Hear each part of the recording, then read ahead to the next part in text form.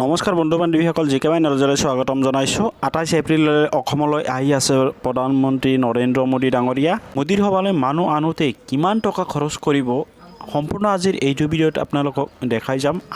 25 কোটি টকা খৰচ কৰি মোদীৰ সভালৈ মানুহ আনিব বিজেপি চৰকাৰে। 28 এপ্ৰিলত অসমলৈ আহিব প্ৰধানমন্ত্ৰী। থৰকাচুটি হেৰাইছে পৰিবহণ বিভাগৰ। মোদীৰ সভালৈ মানুহ আনিবলৈ 25 কোটি টকা খৰচ কৰিব চৰকাৰে। ইভাগে বজাৰত জুই লাগি আছে মূল্যবৃদ্ধিৰ কাৰণে। কি কয় ৰাইজসকল, আপোনালোকে প্লিজ কমেণ্টত মতামতখিনি দিব। 28 এপ্ৰিল অসম ভ্ৰমণলৈ আহিব প্ৰধানমন্ত্ৰী নৰেন্দ্ৰ মোদী। প্ৰধানমন্ত্ৰী নৰেন্দ্ৰ মোদীৰ অসম ভ্ৰমণ সফল কৰি তুলিবলৈ বিজেপি দল তথা চৰকাৰ বিশেষভাৱে তৎপৰ হৈ পৰিছে। ইফালে বজাৰত জুই লাগি আছে আৰু ইভাগে কোটি কোটি টকা খৰচ কৰিব।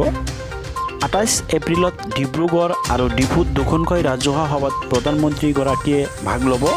প্ৰধানমন্ত্ৰী নৰেন্দ্ৰ মোদীৰ সভাত 5 লাখ লোকক বিভিন্ন জিলাৰ পৰা আনি সমবেত কৰিবলৈ লক্ষ্য স্থিৰ কৰা হৈছে।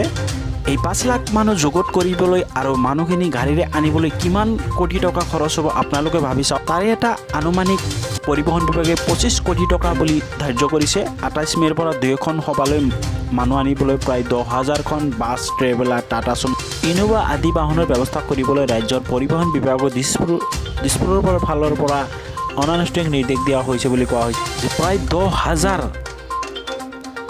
বাছ, ট্ৰেভেলাৰ, টাটা চুমো, ইনোভা আদিৰ ব্যৱস্থা কৰা হৈছে।